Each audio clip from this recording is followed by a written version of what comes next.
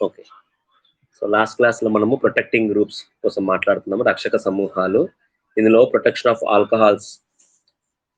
అయితే రక్షక సమూహాల్ని ఎప్పుడు ఉపయోగిస్తాము? అసలు రక్షక సమూహాలు అన్న కాన్సెప్ట్ ఏంటి అనంటే, ఒక సమ్మేళనంలో ఒకటి కన్నా ఎక్కువ ప్రమేయ సమూహాలున్నప్పుడు, ఆ ప్రమేయ సమూహాలు అన్నీ గూడా చర్యలోకెళ్ళకూడదు. లేదా మనం యూజ్ చేసే కారకము కేవలం మనకి ఎక్కడైతే ఏ ప్రమేయ సమూహం వద్దైతే చర్య జరగాలనుకుంటున్నామో అక్కడ మాత్రమే జరిగి, మిగిలిన ప్రమేయ సమూహాలపైన ఎటువంటి ప్రభావము అది చూపించకుండా ఉండడానికి కోసము మన ఈ రక్షక సమూహాలన్నది ఉపయోగిస్తాము.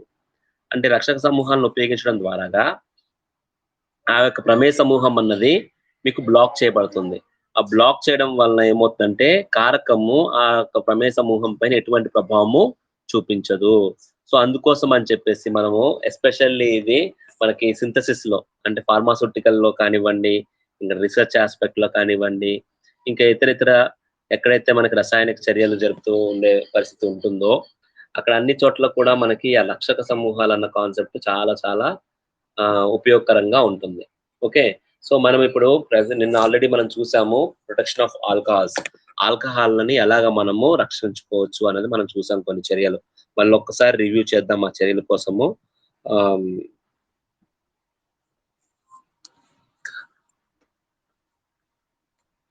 సో, ఒకసారి చూద్దాము. ఫస్ట్ ఏంటండి ఆల్కహాల్‌ని ప్రొటెక్ట్ చేయడానికి మనం ఉపయోగించేటువంటి ఆహ్, సమ్మేళనం ఏంటంటే కార్బాక్సిలిక్ ఆమ్లము. సో, కార్బాక్సిలిక్ ఆమ్లంను ఉపయోగించడం ద్వారాగా చూడండి ఆల్కహాల్ ఆర్‌ఓహెచ్ ఈస్ ఆల్కహాల్. ఆల్కహాల్‌ని కార్బాక్సిలిక్ ఆమ్లంతో గనక మనం చర్య జరిపితే ఆమ్ల లేదా క్షార సమక్షంలో మీకు హెచ్2ఓ అణువు బయటికెళ్ళిపోయి ఈ విధంగా ఎస్టర్ అన్నది ఏర్పడుతుంది. ఎస్టర్ ఏర్పడుతుంది. Okay. C double bond O R prime. So, ester ఏర్పడుతుంది. అయితే ఇప్పుడు మనము రక్షక సమూహాలను ఉపయోగించడం వలన మళ్ళీ తిరిగి మన యొక్క ప్రమేయ సమూహం అన్నది తిరిగి మనం పొందుకోవాలి చర్య అయిపోయిన తర్వాత. లేకపోతే ఏంటి అది అలాగే అయిపోయి ఉండిపోతే మనకు ఉపయోగం లేదు. సో, రక్షక సమూహం వలన ఉపయోగం ఏంటంటే కేవలం ఆ చర్య వరకే అది చర్య జరగకుండా అంటే చర్యలోకెళ్ళకుండా ఆ ప్రమేయ సమూహము రక్షించబడి, తర్వాత మళ్ళీ మనము ఏదో ఒక సింపుల్ మెథడ్ ద్వారాగా మళ్ళీ మనం ప్రమేయ సమూహం మనకొచ్చేయాలి. ఆ రక్షక సమూహం అన్నది విడిపోవాలి. అర్థమైంది గదండీ! సో, అలాగా ఉండేటట్టే ఉండాలి తప్ప పూర్తిగా అది బైండ్ అయిపోయి ఉందనుకోండి, ఇగ మళ్ళీ మనకి అది వేరే సమ్మేళనం కింద ఉంటది తప్ప మనకు ఉపయోగం లేదు. రక్షకం అన్న కాన్సెప్ట్ అక్కడ మాట్లాడము. ఓకే. సో, అందుకనేంటంటే ఇప్పుడు కార్బాక్సిలిక్ యాసిడ్‌ని గనక మనం తీసుకున్నట్లయితే ఈ విధంగా ఎస్టర్ ఏర్పడుతుంది. మనం ఎక్కడైతే మనం చర్య జరపాలనుకుంటున్నామో ఆ యొక్క సమ్మేళనంలో ఆ చోట చర్య అయిపోయిన తర్వాత మళ్ళా దీన్ని జల విశ్లేషణం చేస్తే ఆటోమేటిక్‌గా మీ ఆల్కహాల్ తిరిగొచ్చేస్తుంది. అర్థమైంది గదండీ! సో, ఇట్లాగా మనం ఏంటనంటే ఓహెచ్ సమూహాల్ని ఓహెచ్ సమూహాలు ఈ యొక్క సమ్మేళనంలో ఉంటే దాన్ని చర్యలోకి పోకుండా జాగ్రత్త పడడం కోసం ఈ యొక్క రకమైన చర్య జరపడం ద్వారాగా ఓహెచ్ అన్నది ఎస్టర్ రూపంలో ఉండిపోద్ది. సో, మీరు వాడే కారకం అన్నది ఇక్కడ టచ్ చేయదు. ఈ భాగం దగ్గర టచ్ చేయకుండా మిగిలినదంతా చర్య జరుగుతది.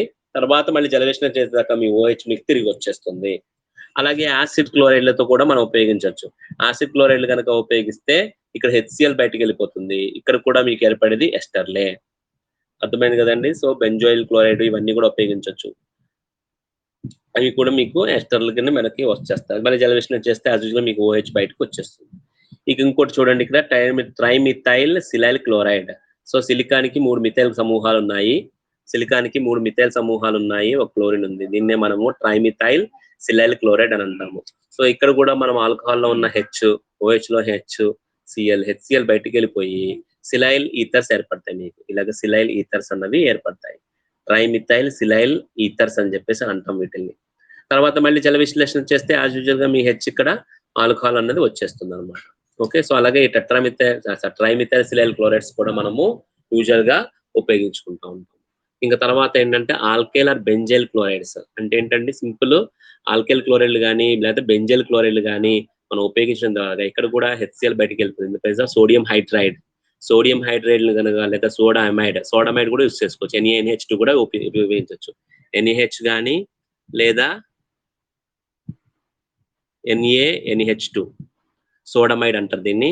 ఇదైనా గాని మనం ఉపయోగించొచ్చు. ఈ రెండిట్లో ఏ కారకమైనా మనము బెంజైల్ క్లోరైడ్ గాని, ఆల్కైల్ క్లోరైడ్ గాని ఉపయోగించినప్పుడు వచ్చేదేంటంటే ఈథర్ వస్తుంది. మళ్ళీ దీన్ని జల విశ్లేషణ చేయడం ద్వారాగా మీకు ఓహెచ్ మళ్ళీ తిరిగి మీకు ఓహెచ్ అనేది వచ్చేస్తుంది.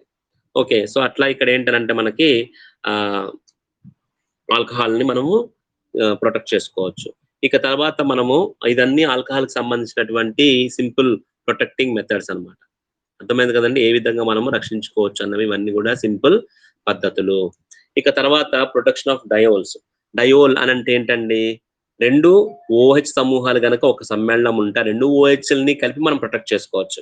2 ఓహెచ్‌ని కలిపి మనము ప్రొటెక్ట్ చేసుకోవచ్చు. అంటే ఫర్ ఎగ్జాంపుల్ 1, 2 డయోల్స్ అంటే పక్క పక్క కార్బన్‌ల పైన ఓహెచ్‌లుంటే 1, 2 డయోల్ అంటారు. అంటే 1, 2 డయోల్స్ అంటే ఎలాగుంటాయి? ఇప్పుడు ఇది కార్బను, ఇదొక కార్బను. ఈ కార్బన్ పైన ఓహెచ్, అలాగే ఈ కార్బన్ పైన ఓహెచ్. సో, ఇది ఒక కార్బన్ అంటే దాని పక్కనది రెండో కార్బన్ అవుతుంది. సో, 1, 2 డయోల్స్ ఇవి 1, 2 డయోల్స్ అనొచ్చు. అలాగే 1, 3 డయోల్స్ కూడా ఉంటాయి. 1, 3 డయోల్స్ అంటే ఏంటి? 3 కార్బన్‌లుంటాయి. ఫస్ట్ కార్బన్ పైన అలాగే లాస్ట్ కార్బన్ పైన అంటే మూడో కార్బన్ పైన మీకు ఓహెచ్ ఉంటుంది. సో, 1, 2, 3 సో, ఇవి 1, 3 డయోల్స్. 1, 3 డయోల్స్ ఇవి 1, 2 డయోల్స్. అర్థమైంది కదా! సో, వీటిని ఏమంటాం మనం 1, 2 డయోల్ అని అంటాము. ఇవేమో 1, 3 డయోల్ అని చెప్పేసి అంటాం. ఓకే. సో, ఇట్లా ఓహెచ్ సమూహాలు ఒకే సమ్మేళనంలో పక్కపక్క కార్బన్‌ల పైన ఓహెచ్‌లుంటే 2 1, 2 డయోల్స్ అంటాం. అలా గాకుండా 1, 3 స్థానాల్లో మీకు ఓహెచ్‌లు అంటే 2 ఓహెచ్‌లు మధ్యలో ఒక కార్బన్‌తో సెపరేట్ అయ్యి ఉండాలన్నమాట. ఓకే. అట్లాంటియి అయినప్పుడు మనకు 1, 3 డయోల్స్ అని చెప్పేసి అంటాం ఈ విధంగా. ఓకే. ఇలాంటివి ఉన్నప్పుడు ఒకేసారి మనం ఏ విధంగా మనము సంరక్షించుకోవచ్చు. అందుకే ఇక్కడ నీకు సింపుల్‌గా నేను ఈ విధంగా పెట్టాను. కార్బను, ఈ కార్బన్‌లు N అన్నాను. N అంటే N=1 అవ్వచ్చు, 2 అవ్వచ్చు. ఓకే. సో, అట్లా 1 అయితే గనక పక్క పక్క కార్బన్‌ల పైన ఓహెచ్ ఉన్నట్టు. 2 కార్బన్‌లుంటే ఇంకో కార్బన్ అదనంగొచ్చి ఓహెచ్ వస్తుంది. సో, ఏదేమైనా ఇదొక డయోల్. ఈ డయోల్‌ని మనము కీటోన్స్ గాని, లేకపోతే కీటోన్స్ లేదా ఆల్డిహైడ్స్. కీటోన్స్ గాని, ఆల్డిహైడ్స్ గాని మనం ఉపయోగించొచ్చండి ఇక్కడ. కీటోన్స్ గాని, ఆల్డిహైడ్స్‌ని గాని మనం ఉపయోగించడం ద్వారాగా ఓకే. మీకు ఏర్పడేదేంటంటే సైక్లిక్ ఎసిటాల్స్ ఏర్పడతాయి లేదా కీటాల్స్. అర్థమైంది గదండీ!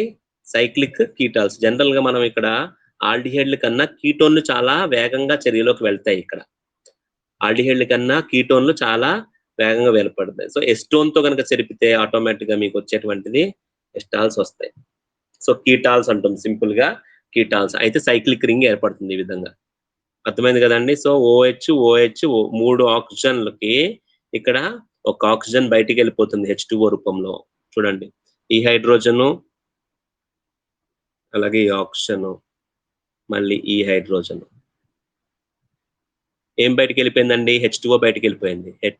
2 డయోల్స్‌లో ఉన్న ఒక్కొక్క హెచ్, మళ్ళీ డబుల్ బాండ్ ఓలో ఉన్న ఆక్సిజన్. ఇది H2Oగా బయటికెళ్ళిపోతుంది. తద్వారాగా ఈ విధంగా మీకు ఏర్పడుతుంది. మళ్ళీ జల విశ్లేషణ చేయడం ద్వారాగా ఇక్కడ హెచ్‌లొచ్చేస్తాయి. దీనికి ఓహెచ్‌లొస్తాయి. 2 డయోల్ బయటకొచ్చేస్తుంది. ఇదే కార్బన్ దగ్గర 2 ఓహెచ్‌లొస్తాయి. 2 ఓహెచ్‌లు అన్‌స్టేబుల్ కాబట్టి ఒకే కార్బన్ పైన వాటర్ ఎలిమినేట్ అయిపోయి డబుల్ బాండ్ ఓ అయిపోతుంది. సో, ఈ విధంగా మీకేంటంటే సైక్లిక్ ఎస్టాల్స్ లేక సైక్లిక్ కీటాల్స్ అన్నవి మనకి ఏర్పడతాయి. 1, 3 డయోల్స్ గాని, 1, 2 డయోల్స్ గాని ప్రొటెక్ట్ చేసుకునేటువంటి చాలా ఆహ్, ఉత్తమమైన చర్య అన్నమాట ఇది. అర్థమైంది గదండీ! సో, చాలా విషయాల్లో మనకి రసాయనిక చర్యల్లో మనకి ప్రమేయ సమూహాలుంటున్నప్పుడు ఒక ప ఒక ఆ కారకం మనం ఉపయోగించే కారకము ఆ ప్రమేయ సమూహాలన్నిటి పైన ప్రభావం చూపిస్తుంది. అయితే మనకేంటంటే అన్నీ చేంజ్ అవ్వకూడదు. కేవలం ఒక దగ్గరే మనకు చేంజ్ ఉండాలి. మిగిలినవన్నీ ఎఫెక్ట్ కాకుండా ఉండాలి అనంటే, ఏవైతే ఎఫెక్ట్ కాకుండా ఉండాలనుకుంటున్నామో, అవన్నిటిని కూడా మనము ఈ రక్షక సమూహాల ద్వారాగా వాటిని రక్షించేసి, అంటే బైండ్ చేసేసి, ఓకే. ఎక్కడైతే మీకు చర్యలు జరగాలి అనుకుంటున్నారో, అది మాత్రం మీకు ఆ రసాయన కారకం ద్వారాగా చర్యలోకి వెళ్ళిపోతుంది. ఇక తర్వాత చర్య అయిపోయిన తర్వాత మళ్ళీ ఏం చేస్తాం మనము? ప్రొటెక్షన్ చేస్తాము. అర్థమైందా? ప్రొటెక్షన్ అంటే మరలా తిరిగి మనము ఆ రక్షక సమూహాల్ని బయటికి తోలేసి, మన సమ్మేళనాన్ని మనము తెచ్చుకోవడం అన్నమాట. ఆ ప్రమేయ సమూహాల్ని పూర్వస్థితిలోకి తెచ్చుకోవడం. దాన్నే మనము ప్రొటెక్షన్ అని అంటాం. ప్రొటెక్షన్. ఓకే. సో, ఈ విధంగా మనం ఏంటనంటే 1, 2 డయోల్స్ లేదా 1, 3 డయోల్స్‌ని బెస్ట్ మెథడ్‌లో సైక్లిక్ ఎసిటాల్స్ అలాగే కీటాల్స్ రూపంలో మనము బయటికి తీసుకోవచ్చు. ఏమన్నా డౌట్ ఉందండి ఇక్కడ?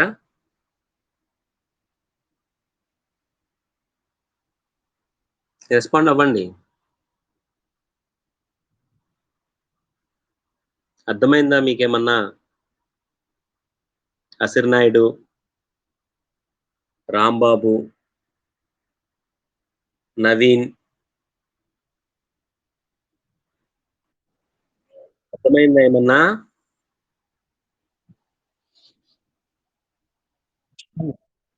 ఆ? ఏంట్రా? మళ్ళొచ్చావా? ఏమి? హ్మ్. హ్మ్. హుహు.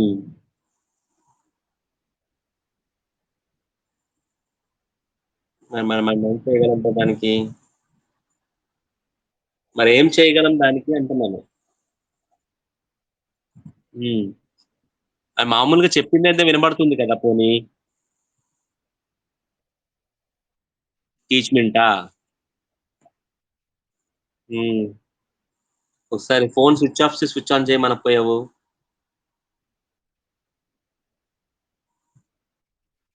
హ్మ్. మరి ఇక వచ్చిన వాళ్ళు ఇద్దరు, ముగ్గురు. ఆవాల్ రాంబాబు అర్థమైందిరా ఇప్పటిదాకా చెప్పిందేమన్నా మీకు? అర్థమైందా? రక్షక సమూహాలు ఏ విధంగా మనం యూజ్ చేస్తామన్నది అర్థమైంది గదా! ఓకే. 'అసిర్ నాయుడు' 'అసిర్ నాయుడు' రెస్పాండ్ అవ్వట్లేదు. వానిది గూడా మ్యూట్ అవ్వట్లేదేమో! మ్యూట్ పోవట్లేదేమో! అన్‌మ్యూట్ అవ్వట్లేదా ఏంటి? 'అసిర్ నాయుడు'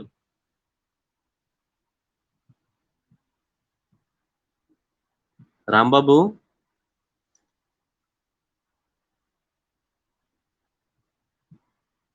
'రాంబాబు' ఏమవుతుంది 'అసిర్ నాయుడు' రెస్పాండ్ అవ్వట్లేదు?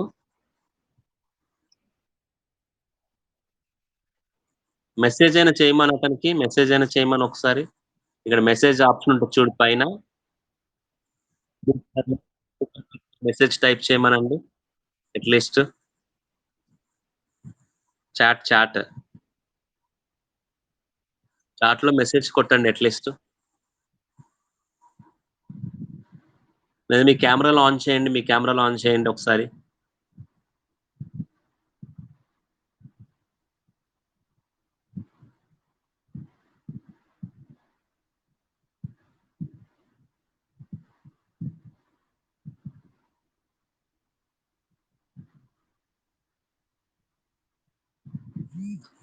అసిర్ నాయుడు అసలు వినిపిస్తుందా? వినిపించట్లేదా? ఏంటి పరిస్థితి వానిది?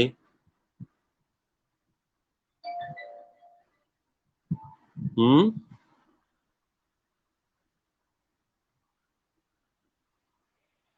ఏం అసిర్ నాయుడు వినిపిస్తుందా నీకేమన్నా అసలా?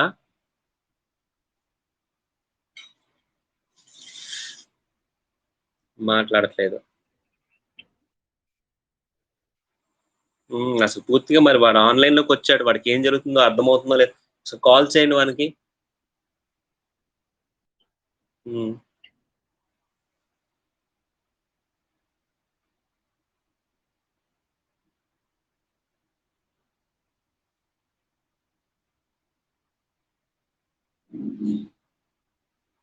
చాట్ చేసినట్టున్నాడేంటో మరి.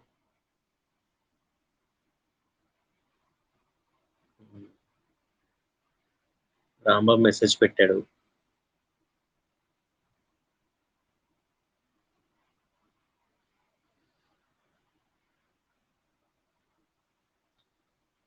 చాలా మంది రావడం లేదు. ఎందుకని? మనకున్న స్ట్రెంగ్త్‌లో అసలు కనీసం ఇద్దరే, ముగ్గురే ఉన్నారంటే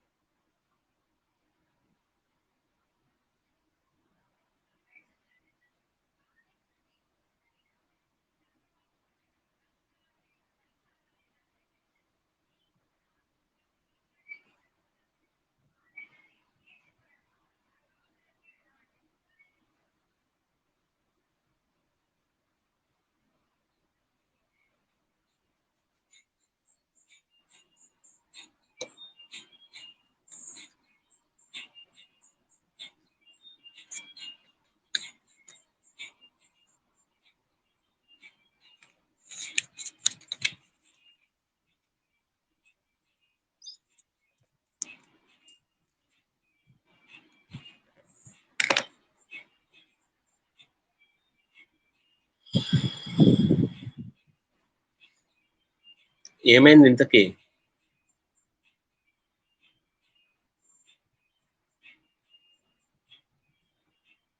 okay. I'll close the recording. అనవసరంగా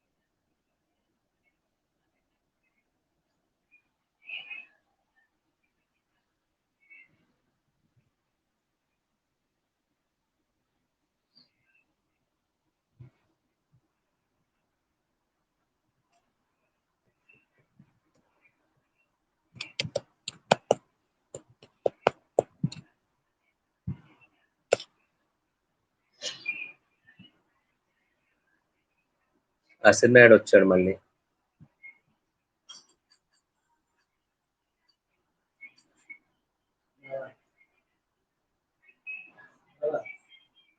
అసినాయుడు వినిపిస్తుందా నీకు ఇప్పుడు?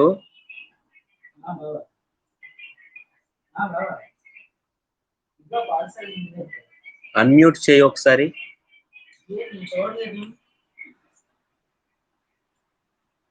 సరే సరే చూస్తాను. వస్తానన్నావు ఇక్కడికి. సరే సరే రా, ఈరోజు చూస్తాను.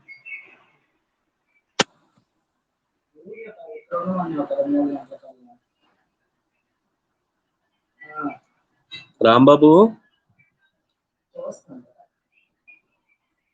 రాంబాబు ఎలా ఉన్నారు?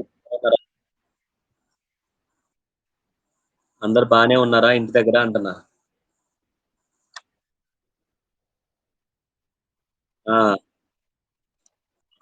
మరి ఒక్కడే ఉన్నారు ఏంటి? మరి ఎలాగరా ఫుడ్?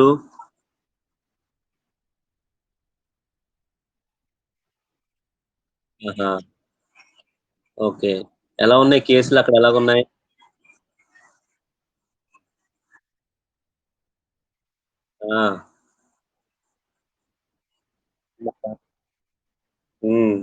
జాగ్రత్తగా ఉండండి మరి కేసులు ఎక్కువ ఉన్నప్పుడు.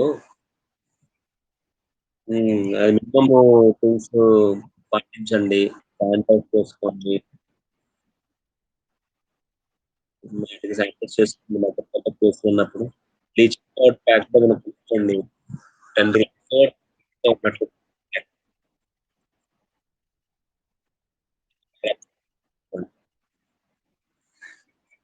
మరి ఎక్కువ ఉన్నప్పుడు కేసులు కొంచెం జాగ్రత్త పడాలి మనం. సి విటమిన్ సంబంధించినవి ఎక్కువ తీసుకోండి, రెసిస్టెన్స్ పెరుగుతుంది. అంటే నిమ్మకాయ నీళ్లు కానివ్వండి, లేకపోతే మజ్జిగ, కొంచెం పులిసిన మజ్జిగ, అది తీసుకుంటే కొంచెం మీకు రెసిస్టెన్స్ పెరుగుతూ ఉంటుంది. మరి అంత తొందరగా ఎఫెక్ట్ కాదు. నవీన్,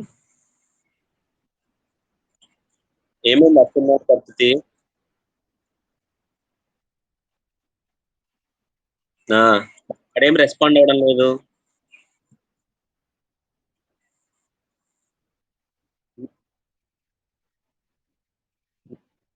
ఏమి అక్కడ అన్మ్యూట్ చేసుకొని మాట్లాడట్లేదేమి? అడగలేదు అది? ఏమైనా ప్రాబ్లం ఉందా? అది అన్మ్యూట్ అవ్వట్లేదా?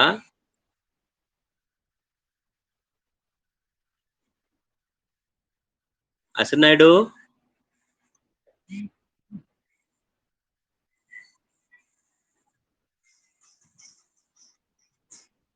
ఎవరో మెసేజ్ పెట్టారు వాట్సాప్ లో.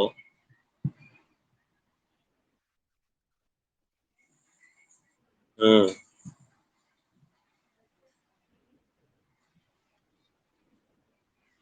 ఒక్క నిమిషం ఉండు. వాట్సాప్ మెసేజ్ ఏదో వచ్చి పెట్టారు మన వాళ్ళు, ఏం పెట్టారు చూస్తాం.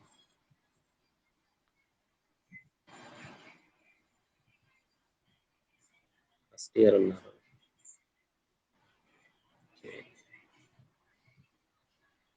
Okay then. సరే మరి ఈ రోజుకి will close for today this one.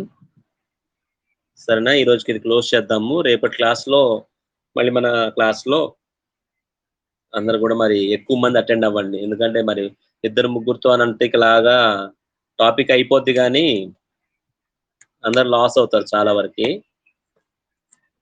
So కాబట్టి రేపు మళ్ళీ క్లాస్లో ఫర్దర్ కంటిన్యూషన్ చెప్పుకుందాం. సరేనా? నవీన్ ఎలా ఉన్నావు నువ్వు? ఇక్కడ కేసులు ఏమైనా ఉన్నాయా? సంధ్య కూడా ఉందా నీతో పాటే? ఓకే ఓకే, సరే సరే, అట్లయితే అంత క్షేమమే కదా అయితే. ఏంటి గడ్డం బాగా పెంచేసావు? లాక్డౌన్. సరే సరే, అట్లయితే ఓకే, మరి stay safe. Okay, see you then, bye. అసిర్ నాయుడు, రాంబాబు, జాగ్రత్తగా ఉండండి. Bye bye. ఏం తీయట్లేదురా? సెలూన్ షాప్ కా? చికెన్ షాప్ లా? ఓకే ఓకే, ఆహా. మరి ఇక్కడ ఓపెన్ చేస్తాం మరి ఉంటున్నాయి. వెళ్ళటానికి భయం అని చెప్పు. ఓకే ఓకే, సరే సరే, అట్లయితే జాగ్రత్తగా ఉండండి. అవును, బాయ్. Bye bye.